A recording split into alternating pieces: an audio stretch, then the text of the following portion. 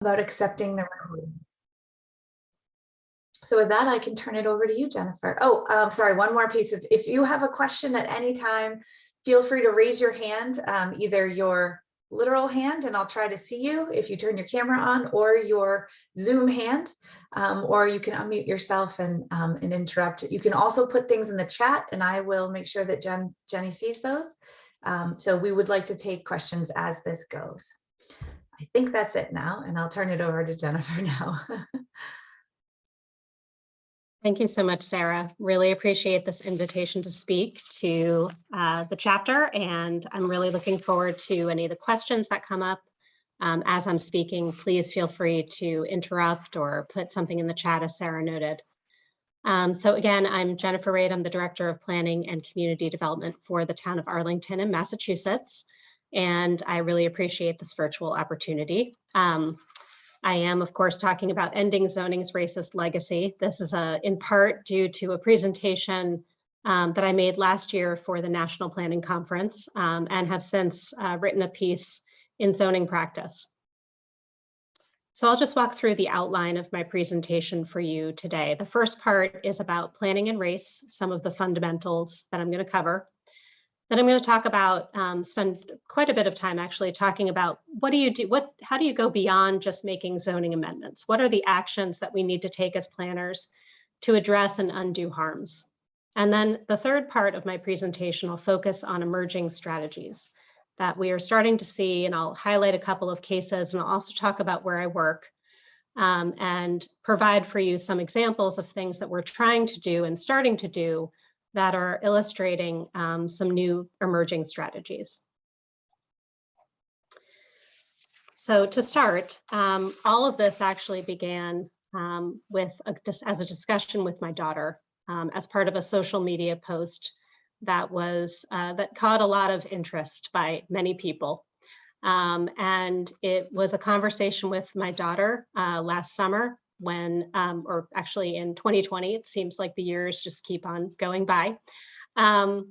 We were trying to process the world, and primarily systemic racism, not something that you usually sit on the couch processing with your children. But my daughter had been part of a racial awareness and social justice leadership class at her high school, and was also a peer trainer for the Anti-Defamation League. So she was pretty aware of different types of issues, and particularly race and racism. And we were also very angered and saddened at the time by the murder of George Floyd and countless other Black people. And it brought us to a place of having this discussion about systems of oppression. This was sort of a new level of her learning about racism and anti-racism. And it really led to a very robust discussion between us about those systems. And she asked me, actually, what I thought my professional role was in relationship to those issues. So it was quite provocative as a discussion, and certainly one that I was not expecting from my then 20-year-old daughter. But, you know, for me, after years of pushing for fair housing and affirmatively furthering fair housing, and I'll talk about what those things mean or have meant in my own profession, as well as affordable housing and anything basically housing, I really could start to see my role in the system and how I might actually be upholding the system as an advantage and the privileges that I also had in that system. And I began to slowly dismantle my work piece by piece, not in a critical way or a negative way, but in a way that with my daughter, who quite frankly, given her age and my age, has actually been by my side throughout most of my career, it really led to recognizing that practitioners in the field really are often engaged in some sort of collective silence about the origin story of urban planning. And it led to us devising this short piece about how zoning contributes to systemic racism. And so that discussion and the creative piece led me to really a place of inquiry, not a place of anger or a place of frustration, but really a place where I wanted to ask a lot of questions. And I really wondered, what could I do about it? And what could we do together to work together to address the harmful impact and to also undo the burdens of the roots of zoning and land use on people of color? And so now I'll talk about those race foundations. It helps to understand this history and how I came to understand planning. When I learned about planning in college, I learned from white people. I read literature written by white people, particularly in both cases, white men. My in-class notes, which I had saved at that time from the 1990s, because we wrote things with paper and pens, one of the things that I saved included, quote, "The field can be very frustrating, ... Planners are basically advisors with little or no power," end quote. My notes continued, "Planning emerged largely as a response to urbanization and the problems it brought." Communities needed to respond to explosive population growth, of course, early in industrialization history, coupled with, of course, all of that industrialization, which meant addressing overcrowding, congestion, and even disease. It was a tall order for ill-equipped cities in the early 1900s, of course. And the 19th century reformer desired sprawl and open space as a form of addressing population density and separating people. The reform movement was, to be blunt, a white upper middle class victory.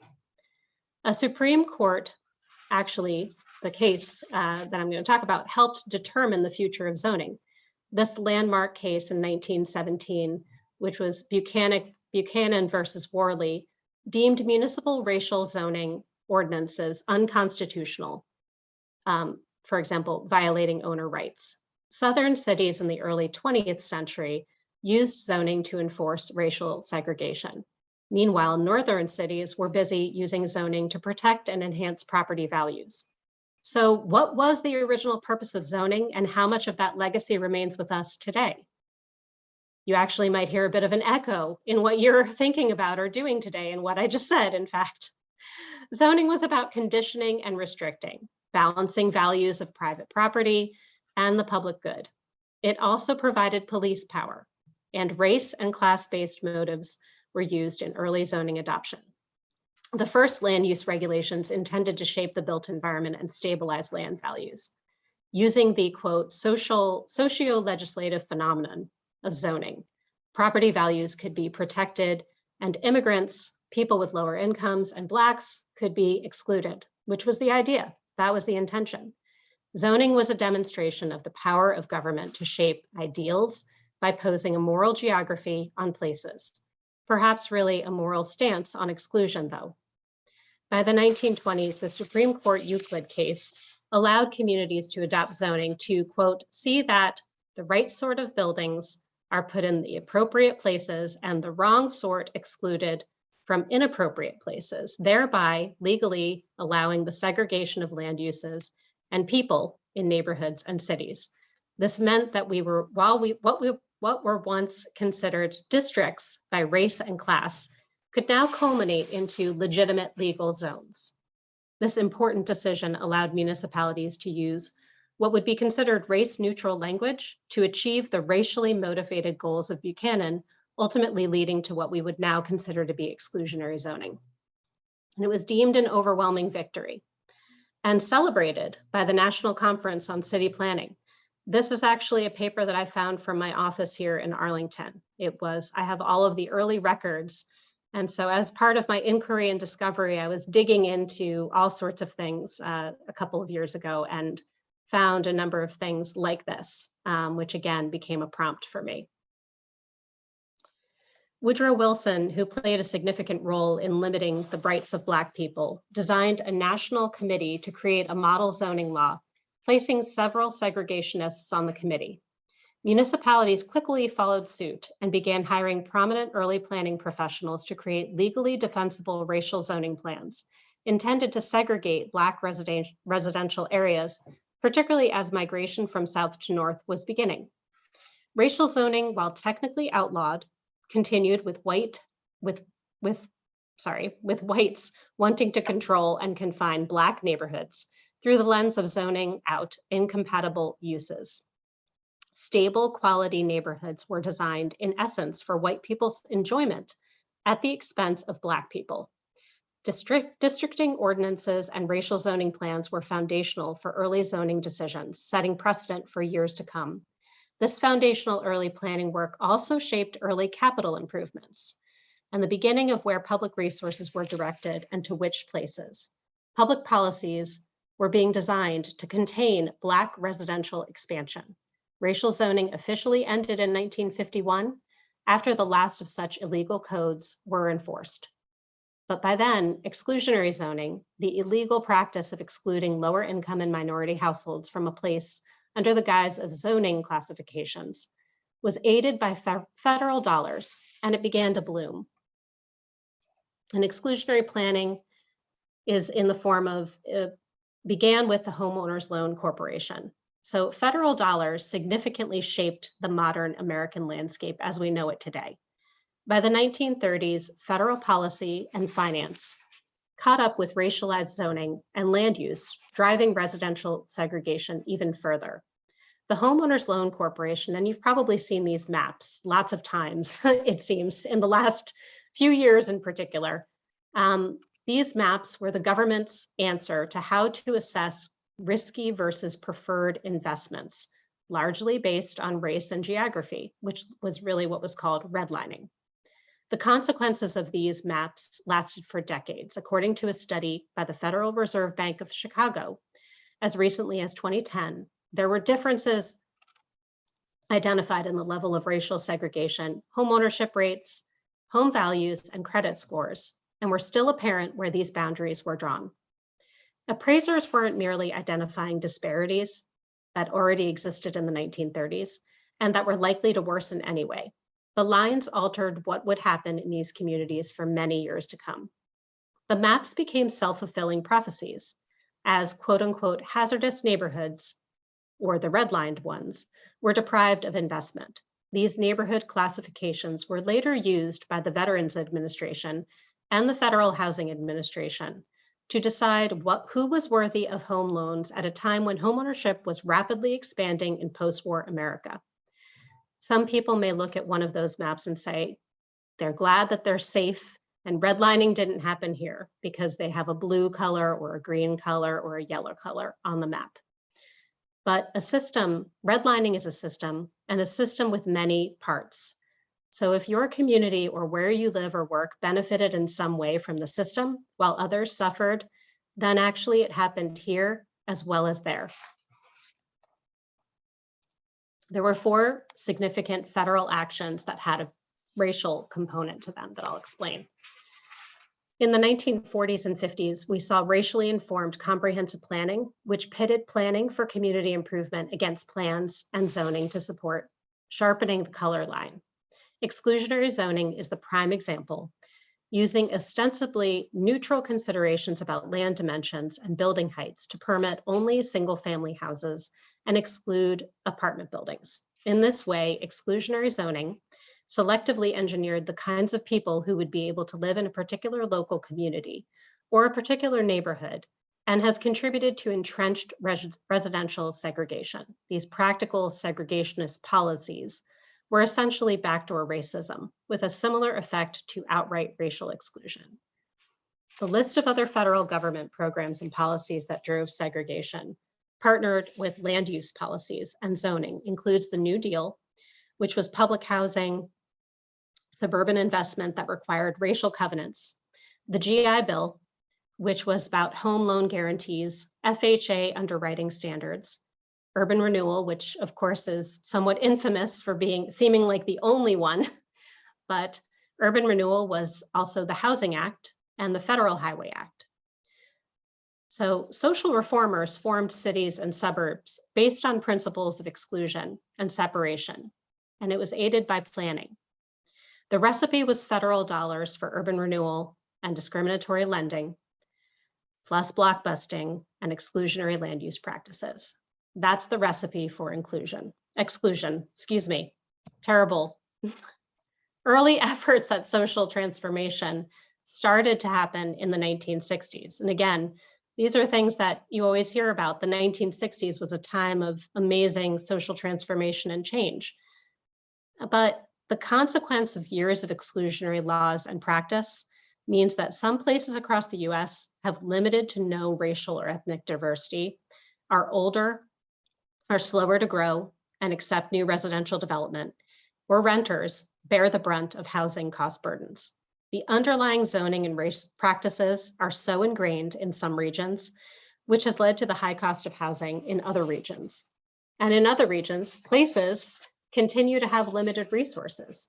Housing discrimination, the lack of understanding of fair access to housing as a civil right, and an inability to understand and apply fair housing laws from the 1960s perpetuates, unfortunately. The promise of social transformation and new legal tools to challenge exclusionary zoning actually bloomed in the 1960s via the Fair Housing Act and the Civil Rights Act, as noticed here. But parallel problems emerged: housing affordability and availability coupled with displacement, eviction, and housing instability. This is the discriminatory effect and impact of exclusionary policies and practices. Perhaps the most significant problem that remains is that Black people lost generations of equity, which whites gained due to those racially discriminatory practices, as well as private restrictive covenants and deeds. In many ways, we are in this place now, this bifurcated social geography, because of planning's origin story. And that leads me to, what do we do to reform it? So I'm going to pause for a second, Sarah, and see if there's any questions. I haven't seen any come through yet. Nothing yet. Okay, just wanted to make sure I was sort of just rolling here. Okay. So working beyond zoning amendments to zoning equity.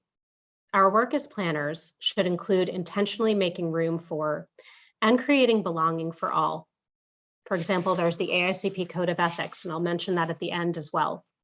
While many of us may indeed be the frustrated advisors that I learned about in the 1990s when I first studied planning, we are at the table and we can invite others to join us, co-create, or help to drive a process of equity. We are part of systems that can create and enable equity.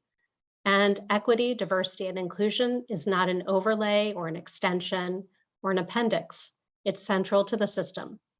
And that means looking at structural equity, procedural equity, distributional equity, as well as transgenerational equity. That starts with planners acknowledging both a number of things, rather, our history, providing training, codifying equity and engagement practices, funding deep planning and engagement to go beyond the typical engagement that we have done for years, and combating coded language. We can also amend status quo zoning, zoning that keeps places down and keeps out other uses, which is really people. We also can work regionally together with our partner communities or others around us, or even more broadly than that as an entire state. And then move forward towards transformative change while remaining accountable. I see that there's something in the chat, so I'm just going to make sure that everybody is aware that Sarah dropped the AICP Code of Ethics in here, which was revised in November, and we can talk about that again in the end. Thank you. So some of the emerging strategies I wanted to talk about are about incorporating fair housing and equity into review of future zoning ordinances and bylaws, and consideration of other tools to address equity in zoning. So I'm going to talk about the city of Boston and the city of Louisville in Kentucky.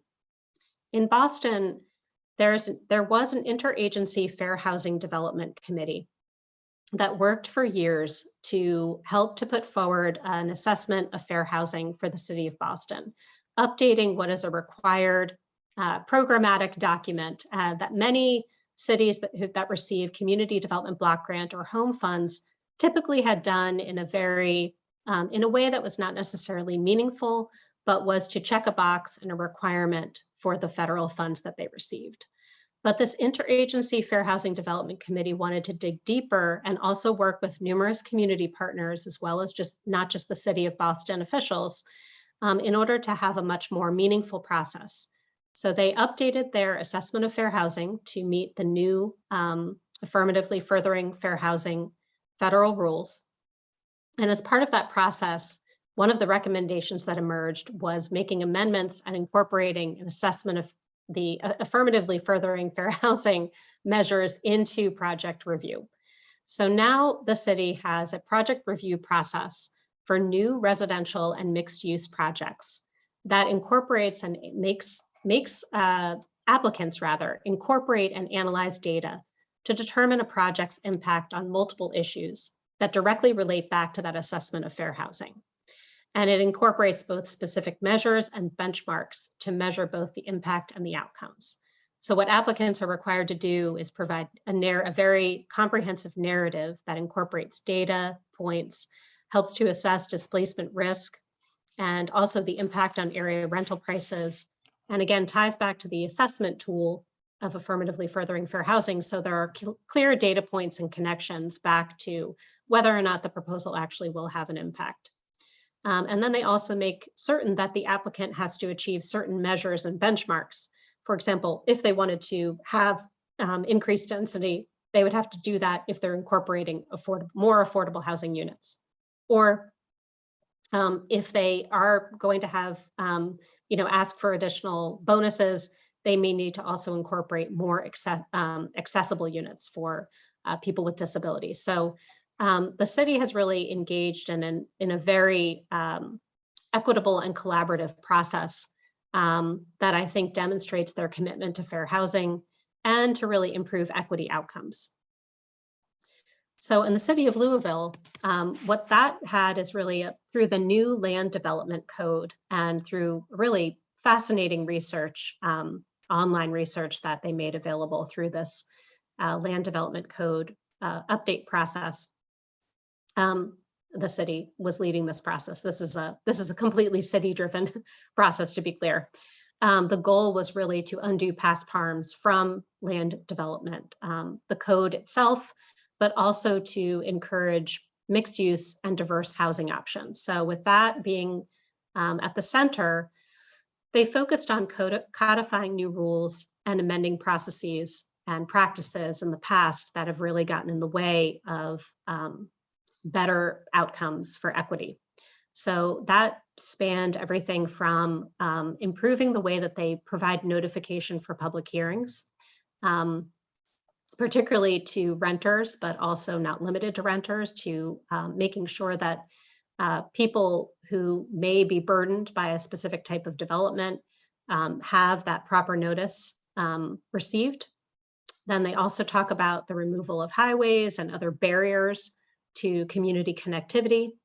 And then they talk about removing elements of the land development code that are clearly having an impact on Black and Indigenous people of color, as well as lower income people in the community. So for example, the land development code would not allow above ground pools, did not allow window air conditioning systems or outdoor play equipment, basketball hoops, parking spaces for commercial vehicles, things that may have seen like aesthetically pleasing components to put into a code, actually had harmed people who were living in certain parts of Louisville's community. So they had an assessment, they identified the barriers that were disproportionately impacting their community, and focused on those elimination of those detrimental land uses. Specifically, these are like amenities that would have an effect on people in the community. Well, now I'm going to switch to the town of Arlington. So I'm going to tell you a little bit about what we're doing here. So this is a little bit different. I'm going to share some of our sort of history that I've been working on here around housing, and then I'm also going to talk about fair housing planning.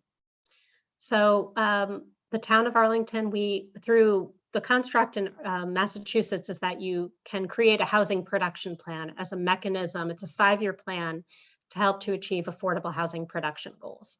We had a plan that was adopted in 2016, so it recently expired. It had proposed density bonuses and changes to our inclusionary zoning bylaw. It had also proposed working with community development corporations on affordable housing. And, it hit snags along the way. And I wanted to talk about things that are sort of things that you can take away from this presentation that are also, bumps in the road where we're trying to achieve equitable outcomes, but, everything is not known to us at this time in terms of all of the things that are successful. When you achieve something, it's wonderful, but sometimes an achievement is actually an outcome of a failure. So at that time, we proposed a density bonus and changes to the inclusionary zoning bylaw. It actually had emerged from a year-long study of higher density residential zoning districts in our community, where we saw that as part of that study, it highlighted that there were significant redevelopment and development barriers. And so we began to propose specific zoning amendments to address that. It was a whole series, a suite of zoning amendments. What happened, though, was the political process really transformed the original proposal in a matter of weeks. The whole thing turned upside down. And it really, for me, in retrospect now, illustrated the inequitable process and the disconnect on benefits of redevelopment and development in the community. And I'll get into that a little bit more. But working with the local community development corporation on affordable housing. We have a housing corporation here that has worked for many decades now on affordable housing creation, actually spent their early years working on preserving two-family homes to be sure that they had excellent, opportunity for both rental opportunities, but also so that we did not lose those rental opportunities and for people with lower incomes, but so that we did not lose them to condominium development, because basically what has happened to a fairly significant number of those two families is they've converted to condominiums and they're no longer rented at all. So the Housing Corporation has had a history of both doing that type of development and preservation of housing, but also creating new development opportunities. My observation of working with them over the last 5 years is that the development process with them illustrated a challenge of balancing both neighborhood input and feedback with the needs of future residents. So when we were permitting for newer affordable housing construction, we actually, where this the opportunity to do a great new development actually could have been much higher density, there was this challenge of balancing that neighborhood impact, the impacts of the new construction, but also with understanding and hearing the needs of people who have yet to live in Arlington. And actually that community development corporation was best positioned to elevate those voices. But to me, again, the process illustrated the importance of community organizing and to need to hear those different voices at community meetings, because what we heard instead is we heard about shadows and tomato gardens, and we heard about things that I think were strains for the immediate abutters, but did not speak to the needs of the larger community or to the people who cannot even live yet in our community. So those couple of experiences working on the last housing production plan and my own commitment to fair housing led me to try to help the town of Arlington develop a fair housing action plan. And I led with the question of how can the town advance fair housing choice?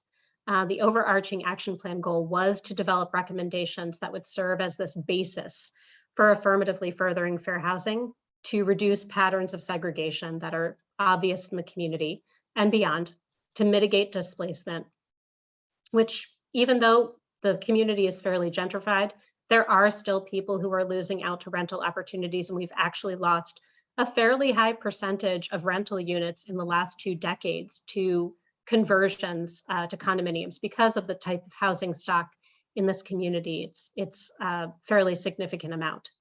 And addressing disproportionate housing needs, as well as increasing access to opportunity for members of protected classes. When I talk about affirmatively furthering fair housing, it means taking those proactive steps beyond simply combating discrimination to foster a more inclusive community.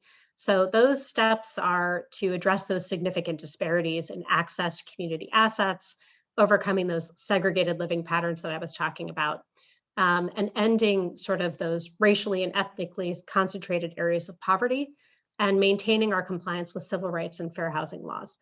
As I mentioned earlier, when I was describing the city of Boston's role in their creation of assessment fair housing, that is something to remain compliant with when you're an entitlement community or receiving community development block grant or home funds. You absolutely have that requirement to affirmatively further fair housing. But there are other pass-through federal funds that also mean that your community may also need to be affirmatively furthering fair housing and stay in compliance. So at a glance here in Arlington, our history is that, as you can see from this map, of course, the zoning and planning imprint is quite significant in Arlington. And on top of it, there's also been a history of restrictive covenants and redlining, as well as opposition to apartments, and coupled with a desire to continue to downzone. So while there is, I mentioned the two families in the community, there's a significant amount of single family zoning still, and or single family homes are really the predominant type of use that is allowed by right in the community, and really throughout the community, except for in our industrial areas.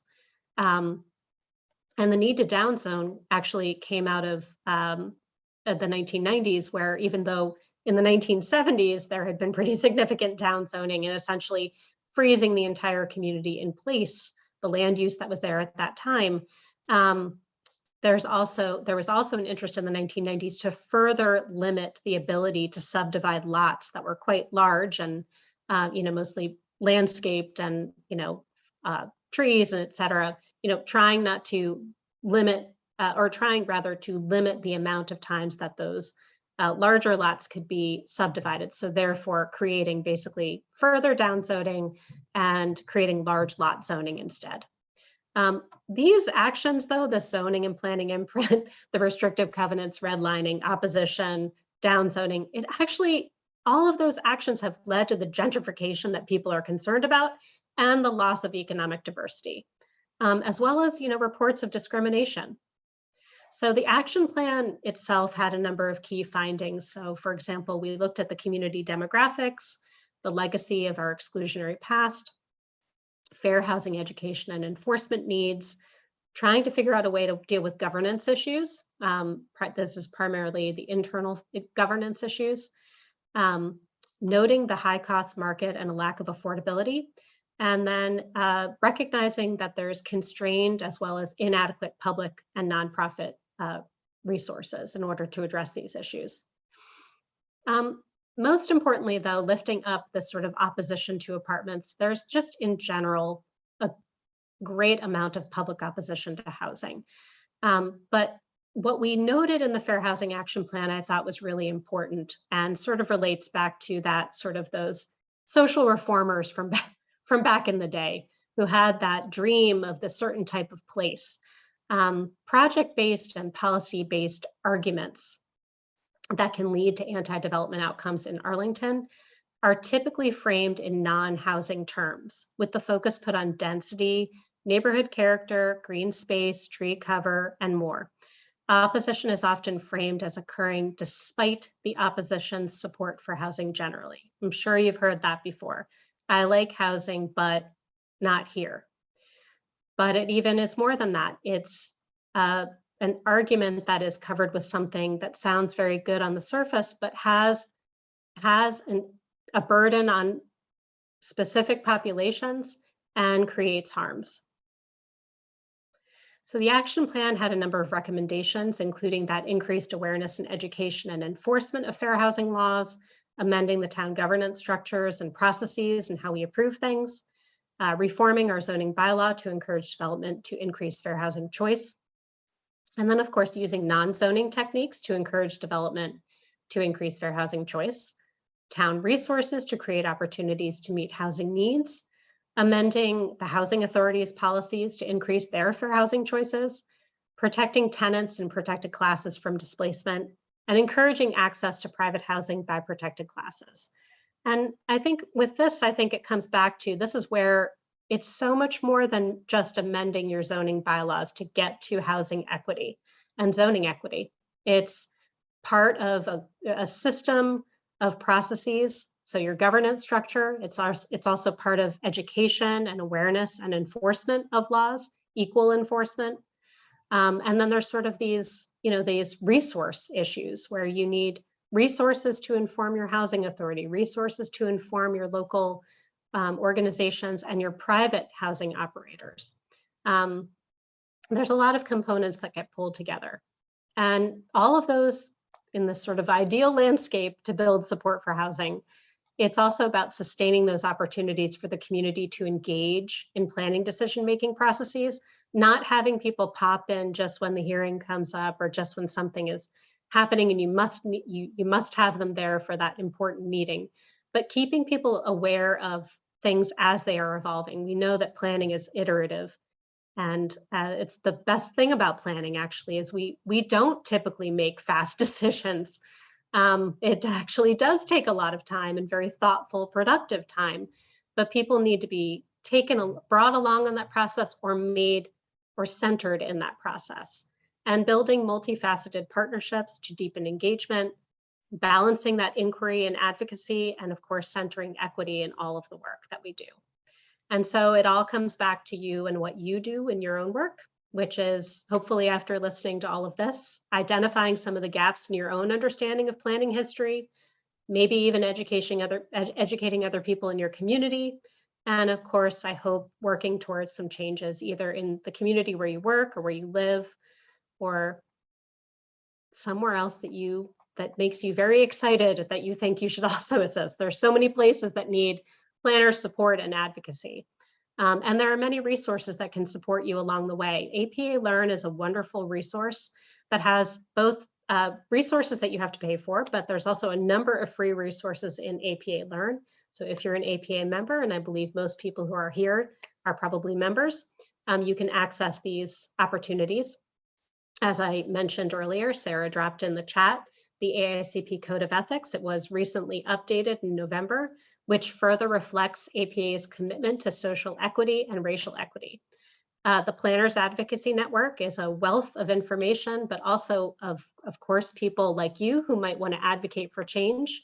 And it explains to you how you can get involved in those efforts in your chapter and more broadly. And then I didn't put specific ones here right now, but I would highly encourage you, if you have not already done so, particularly in the last couple of years, there's been a number of diversity, equity, and inclusion certificate and training programs that I would highly recommend you look into. And ultimately, I hope we can continue this discussion and keep learning together and keep inquiring and asking the questions. Thank you so much. Thank you, Jennifer. That was wonderful. We do have a comment here, but I think it's something we can turn into a question as well.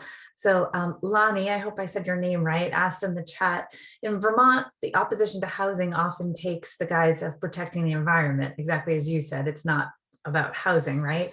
And to not allow development in wide swaths of areas, or a reason is opposition to ugly apartment buildings. And so I'm wondering if maybe you can talk a little bit more about the protecting the environment one. And maybe, I think you said really well, it's about the people who haven't even had an opportunity to be here yet too, right? But how would you maybe turn some of that around or use some different language to talk to a community about alternatives there?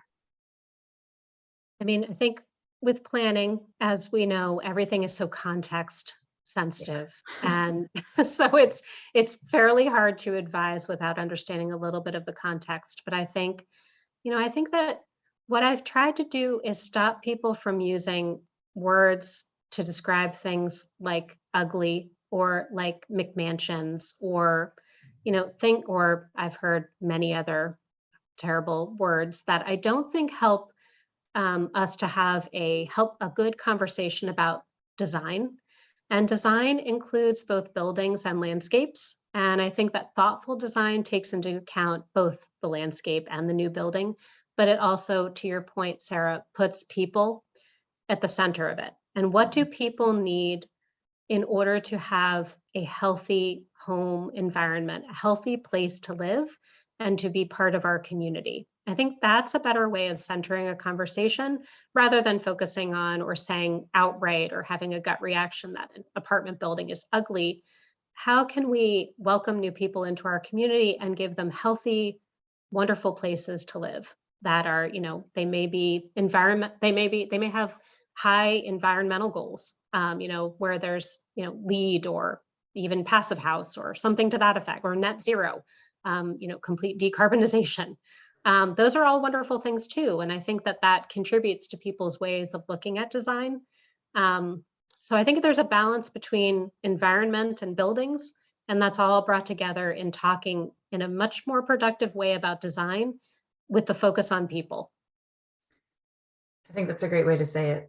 It's also about the people that the community as a whole wants versus the neighbors, like you were talking about shadows and tomato plants versus the needs of the community to be a sustaining organization going Yes. forward, and how important community is. Are there any other questions here? Oh, Darren, yeah, please feel free to turn your video on too. Yes. Thank you, Sarah, and thank you, Jennifer. Welcome. One of the things that I've noticed a lot in our community is that there's long or certain members of the community end up on the decision-making bodies, planning commissions, the DRBs, and again, there's benefit to having the long experience that they offer, but there is a question of how do you recruit other folks into that those roles that actually can make the decisions and not just sit on the other side of the table. And of course, the only way to really change that structure is to kind of go from the top down, where the management and select board can implement a new policy for appointing those folks. So I'm curious if you encountered that elsewhere, and if there's any success stories about how that was done in a way that was productive and not ugly. And I say that in the sense of didn't create a lot more debate or ways that sort of furthered the trying to think of the word here, the anxiety or the agitation of the community about that. Sorry, poor choice of words here, but About appointing different types of candidates, or being affirmative in those choices. Yeah. I think it's a really good question, and it's so hard to tackle this because again, as planners, we sort of have this, we sometimes have or feel that we have a more limited role, but I would empower you to have sort of meet with a lot of different people in your community and help to encourage them to participate in different types of opportunities that you might have that are not just about boards, but might be committees or working groups. And that's one way that I've tried to bring new people into our more prominent boards. For example, on what's basically our planning board, a lot of the people who've served on that have either been in a different role, serving on a master plan committee or serving in some other role. And then I've tried to elevate them to become board members and recommend them. But a lot of it is, sort of conversations with different advocates and with people who've been, who have an interest and who I can see have an interest that's a genuine interest in the goals and outcomes and the health of our community, to try to get them to be more engaged. But it is hard to navigate when it's a political appointment type process. So the other thing that I've done is had conversations with the elected officials, usually in concert with my boss, who's the town manager, in order to sort of more successfully vet and encourage them to appoint people who would be helpful in moving the board's agenda forward. I think that, that's the other thing is there are these bodies who do development approval, and there's actually a number of them. I've only cracked one of them so far in the community where I work. So there's like 4 others that still have some role in development outcomes. And so it's very hard to get a handle on that. But I do think it comes back to the elected officials who ultimately appoint the people to serve on those bodies. So that's where I've found the most important sort of relationship building to happen. It's not always successful, but that's what I would recommend. And I think the other thing would be while again, you might not be part of a coalition working on affordable housing or, good development in the community, you might be, providing information and certainly in touch with that coalition and sort of working sort of in parallel or not necessarily in lockstep with them, but they may be helpful to you. And so having conversations with those people as well can be very helpful in trying to kind of get better candidates to serve on these bodies. I think that's a great answer. I do want to just mention this is New Hampshire specific, and I know we have people across 3 states, but we've actually recently had a nonprofit step forward who it's called 603 Forward, and they are there to help and encourage people who've never served on a board or committee before, whether they have to run for an election, because in New Hampshire, you're either elected or appointed, it depends on your town. And they're there to provide a resource and help to provide some basic level training and education and put them in touch with resources that they don't even know exist. So I know I've been working with them a little bit, and I think there's other people in New Hampshire working with them. So I definitely agree with the idea of, it's who you talk to and engage with when you're doing your housing planning, when you're doing, you're working with your conservation commission, or you see those people who come to the counter to complain. If you can kind of dig in and figure out what their concerns are and who they are and help educate them, you might be able to find other people, right, to help kind of pull in who can help balance some of those boards out and help facilitate some of those processes. So I do think there's a growing awareness of a need to help support volunteers too, because it seems it's a really big ask, right? Especially for young people who have kids and jobs and things you're working all the time. And so 603 Forward is a cool organization that's trying to better support people, and maybe we can learn a bit from them about what to do from there too. Yeah, absolutely. And I don't know enough about this organization, and I don't think there's a parallel type of organization here in Massachusetts where I work. And I don't know about, you've got other states here represented, so there might not be exactly that. But another suggestion would be to go to other, you can't only do your work from, your office, obviously. You have to be out in the community, and you have to attend other people's meetings, and you have to really, get out there meeting different people who ideally are not, who are a little bit more representative of the community. That's kind of the key, because the people who I think tend to, raise their hand first are not always the most representative of the community, but are very eager to serve and also probably have a lot of time to serve. So it's a very appealing candidate, eager and has time, but doesn't mean that that's a person who's very representative of the community or who has the best interests in mind for the entire community. And so I think that you as a planner can get out there and try to find other people who, might need, they might be less likely to come to town hall or city hall, wherever you work. And so you have to go to them. Great advice. Anybody else? Any questions? There was a lot to unpack here. It was really good. Thank you, Jenny. Erin, yes. Hi, Jenny. Hi. Much love to you and the team in Arlington. I miss Thank you all. We missed you. I was obviously I know the framework in Massachusetts where there is a mandate that requires towns to think about creating affordable housing, and there are other elements that are happening in Massachusetts relative to that. And so Maine is, the legislature is talking through some legislation that would mandate some changes relative to zoning. And I was wondering if you could talk to us all about how to navigate that tension between the New England home rule mentality and then mandates that come from the state level, that is where they're looking to, require these types of changes of our communities.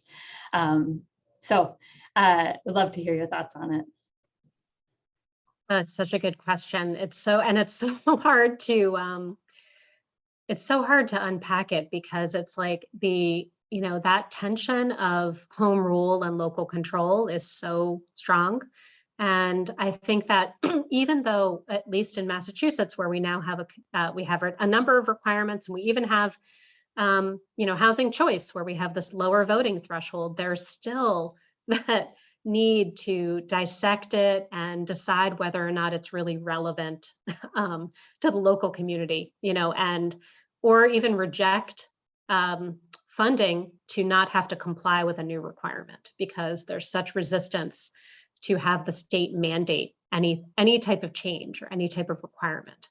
I think it comes back to sort of helping a community to see the bigger picture and to see outside of itself, for lack of better words, that it's part of the bigger. You're not operating by yourself on an island. Nobody is throughout New England. Of course, unless you might actually be operating an island, that's a little different. But even still, we're all working together as part of states, and we all share the same problems with housing instability, affordability, and availability. It looks different in different places, and I absolutely understand that. Of course, if you're in a more rural place versus a more urban one, and the suburbs have their own issues, but it's still, people are grappling with not having enough places to live and not enough affordable options, and it's having a real impact. And I think illustrating for your community that impact and what it means to your community, but also more broadly to the region, and showing people that connection, I've found that to be at least moderately helpful in explaining the need to look at these issues when it comes time to actually having to make changes or amendments or complying with requirements. I think that it will be helpful because there will be many other communities who will be in the same situation. One thing I've noticed about working in home rule, in a home rule state, is nobody ever wants to be first. Nobody wants to be that first community that went out all by themselves and amended their zoning to allow 2 families into single family zones by right, for example. But if a lot of other communities are in the same situation, having to achieve that same goal, that actually could have a really big impact and a change. So I think, again, it's illustrating for people that bigger picture, seeing beyond the borders of your community and understanding how there are bigger, deeper economic market forces that have an impact, and the need to connect to those bigger things, but also seeing that you're not the only ones who are going to have to be addressing this issue, which means that you actually could have an impact on those economics and those market forces. So I think it's almost more powerful when the state has those requirements, and especially overlaid on these very, home rule, local control kinds of places, because it means that we're not going to go at it alone. We're going to go at it together, which actually could potentially have a more meaningful impact. And I think it connects back to what people say they want. They say they want more affordability and they want housing to be available. I mean, people do connect with that message. And I think that what they need to hear is how it connects to that bigger picture, and how if their community makes a difference, then it's part of a bigger picture, more meaningful difference. I do think that could be perhaps, maybe more compelling. It's a great question. Definitely. Thank you, Erin. It's a tough one. Does anybody have any other questions here? All right. You want me to put the slides back up? Oh, the last one, yes, please. Yeah. Your last 2, maybe. So yeah, thank you all so much for joining us today. This was approved for 1 ethics CM credit, equity, sorry, not ethics, equity. Those are 2 different things, both with an E. So please don't forget to go on and register your CM credits. Please save the date for the upcoming conferences. And you can see those listed right here on the slide. And I want to say a huge thank you to Jenny for your presentation today. It was fantastic. We will share the slides with you after this. And if you have any other questions, please feel free to reach out to us. And again, Thank you to our sponsors, our sustaining sponsors, the Resilience Building Group, Affinity LED Lighting, and the Two Rivers Ottauquechee Regional Commission. With that, I hope you all have a great afternoon. Thank you, Sarah. Thank you, everybody. Bye. Thank you. Bye-bye.